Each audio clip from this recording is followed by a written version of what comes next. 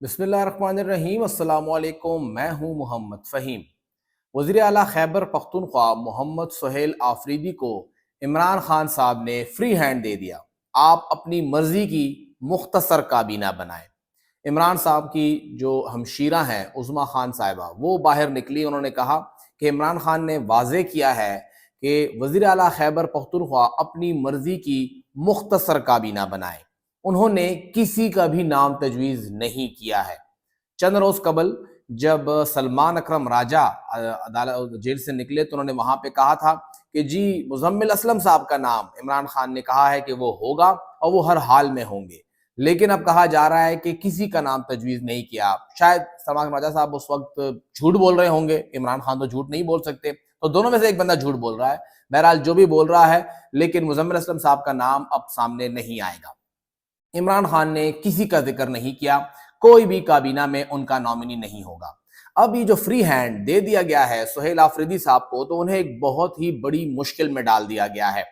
चंद रोज कबल भी हमने बात की थी कि सुहेल आफरीदी को इस मुश्किल से निकालने वाले सिर्फ और सिर्फ इमरान खान हैं, लेकिन इमरान खान ने उन्हें मुश्किल से निकालने की बजाय मजीद मुश्किल में धकेल दिया है। और अब इस मुश्किल से निकलने में किस हद तक सुहेल आफरीदी कामयाब होते हैं वो तो वक्त ही बताएगा। इस वक्त अगर देखा जाए तो सुहेल आफरीदी को काबीना बनानी है, और वो भी मुख्तसर। इमरान खान ने ना सिर्फ सुहेल आफरीदी की मुश्किल पैदा कर दी है, बल्कि उनकी मुश्किल को डबल भी कर दिया है। जो पार्लिमानी पार्टी का इजलास हुआ था तो सुहेल आफरीदी पर उम्मीद थे कि वो कम से कम 30 लोगों को अपनी कैबिनेट में एडजस्ट कर लेंगे। जिस तरह के अली अमीन गंडापुर साहब ने 32 लोगों की कैबिनेट बनाई, उसमें 5-6 लोग गैर मुंतखब थे और बाकी 25 से 27 लोग उसके अंदर मुंतखब थे। लेकिन अब तो इमरान खान ने यह भी कह दिया है कि कैबिनेट मुख्तसर होगी, यानी यही 8-10 लोगों की कैबिनेट होगी, या चले 12 लोग कर लीजिए। अब सुहेल आफरीदी के लिए बड़ा इम्तिहान ये है कि वो इन 10-12 लोगों का इंतखाब कैसे करेंगे। 92 लोगों के जो मेंबरान हैं उनके इस पूरे ऐवान की पार्लिमानी पार्टी है, उसमें स्पीकर, डिप्टी स्पीकर, वज़ीर आला खुद और उनके साथ साथ जो अली अमीन गंडापुर हैं, इन चारों को निकाले तो 88 लोग बचते हैं। अगर 88 में वो 10-12 लोगों को एडजस्ट कर लें तो बाकी 78 या 76 लोग, उनको कैसे हैंडल किया जाएगा, उनकी क्या मुश्किल होगी। सबसे पहली चीज तो ये है कि जब 8 से 10 लोगों की, चले 12 लोग कर लीजिए, 12 लोगों की कैबिनेट बनेगी, उसमें आफरीदी कितने होंगे। सुहेल आफरीदी खुद तो चीफ मिनिस्टर हैं, उनके साथ मीना खान आफरीदी क्या कैबिनेट के अंदर शामिल होंगे? उनके साथ आफ्ताब आलम आफरीदी क्या वो कैबिनेट के अंदर शामिल होंगे?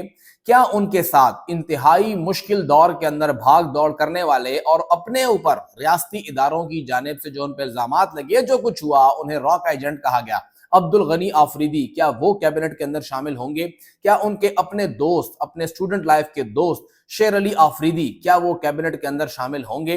क्या उनके साथ दाऊद शाह आफरीदी कैबिनेट के अंदर शामिल होंगे, या उनके साथ अब्दुल सलाम आफरीदी कैबिनेट के अंदर शामिल होंगे? टोटल 7 आफरीदी हैं इस ऐवान के अंदर, जिनमें से 3 ऑलरेडी कैबिनेट के अंदर थे और बाकी इस वक्त उम्मीद कर रहे हैं कि उन्हें भी मौका मिलेगा। लेकिन इन 12 लोगों में से कौन कौन होगा?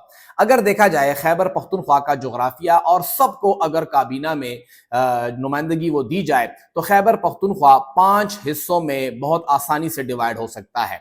और सबसे पहले उसके अंदर जनूबी अजला आते हैं, फिर वस्ती अजला आते हैं, हजारा डिवीजन आता है, मलाकन डिवीजन आता है और फिर कबायली अजला आते हैं। लेकिन ये 5 बहुत बड़े बड़े हिस्से हैं। अगर इसको फर्दर डिवाइड किया जाए और डिवीजन की बात की जाए तो 7 डिवीजन है और कबायली अजला है, यानी हर डिवीजन से एक वजीर भी लिया जाए और एक कबाइल से लिया जाए तो 8 तो यही पूरे हो गए। पेशावर डिवीजन, यानी अगर कबाइल को निकाल के देखा जाए, पेशावर, नौशहरा और 7 चारसद्दा, यानी मुंतखब नुमाइंदों की बात करें जो साबिक वज़रा हैं, मीना खान आफरीदी, कासिम अली शाह, खलीकुर रहमान और शकूर खान, इन चारों में से अगर सिर्फ एक को लिया जाए।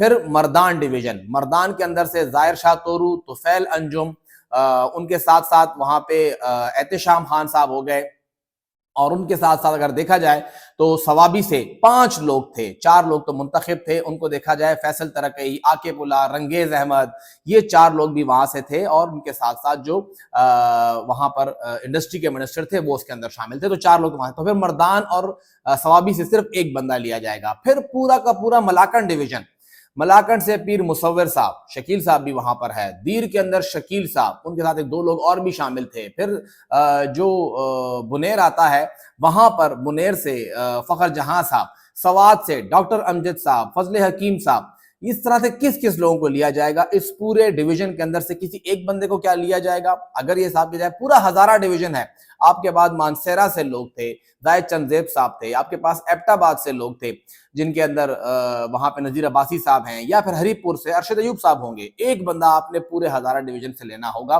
پھر آپ جاتے ہیں کوہاٹ ڈویژن کی جانب، تو آپ کے پاس صرف کرک کے جو میجر بسیات برکوال صاحب ہیں وہ بھی کیبنٹ کے اندر تھے، آفتاب عالم آفریدی صاحب کیبنٹ کے اندر تھے، ساتھ ہنگو آ جاتا ہے۔ ان تین ڈسٹرکٹ سے کسی ایک بندے کو لینا ہوگا۔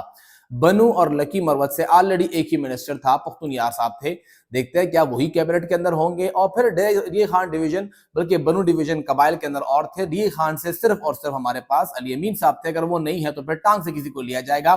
قبائل کو دیکھا جائے تو قبائل بھی ایک بہت طویل فہرست ہے۔ سہیل آفریدی اپنے آبائی ضلع سے کیا وہ عدنان قادری صاحب کو اگنور کریں گے، عبد الغنی آفریدی کو اگنور کریں گے، یا باجوڑ سے حمید الرحمن صاحب کو آخر میں علی امین صاحب نے لیا تھا انہیں اگنور کریں گے، یا انور زیب خان کو اگنور کریں گے، نیک محمد صاحب کو اگنور کریں گے، آصف محسود صاحب کو اگنور کریں گے، کس کس کو اگنور کریں گے؟ کرم کے اندر دیکھا جائے، اورنگزئی کے اندر اورنگزیب صاحب کو دیکھا جائے، یہ بہت سے لوگ ہیں، کس کس کو اگنور کیا جائے گا؟ اور پھر جب ان سب کو ناراض کیا جائے گا، 10 یا 12 لوگوں کو لیا جائے گا، ان ناراض لوگوں کو پھر کیسے منایا جائے گا؟ یہ کہنا تو بڑا آسان ہے، خان کا حکم ہے، ہم تابعدار ہیں، لیکن سب نے دیکھا ہے کہ پھر پیٹھ پیچھے کیا کیا ہوتا ہے، پارلیمانی پارٹی کے اجلاسوں میں کیا ہوتا ہے۔ ایک بات تو طے ہے، جتنے بھی غیر منتخب لوگ تھے، بیرسٹر سیف صاحب ہو گئے، یا ان کے ساتھ ساتھ بریگیڈیئر مصدق عباسی صاحب ہو گئے، یا مزمل اسلم صاحب ہو گئے، یا تیمور جھگڑا اور کامران بنگش صاحب کی بڑی پر امید تھی کہ وہ لوگ کیبنٹ میں آئیں گے، ان سب کو سائیڈ پہ کر دیا گیا ہے، ان میں سے کوئی بھی کیبنٹ کے اندر شامل نہیں ہوگا۔ لیکن منتخب لوگوں میں سے بھی 10-12 کا انتخاب کرنا جو شیر لانے کے مترادف ہے، اور یہ مختصر کیبنٹ بننا بہت ہی مشکل لگ رہا ہے۔ 8 سے شروع کرتے کرتے بڑی آسانی سے یہ 15-16 تک بات جائے گی، اور پھر کہا جائے گا مختصر ہے، اور یہ بڑھتی ہی جائے گی۔ لیکن پہلا وار، پہلی کیبنٹ، یہ ایک بہت ہی مشکل ٹاسک ہے جو کہ سہیل آفریدی کو بالکل اکیلے کرنا ہے۔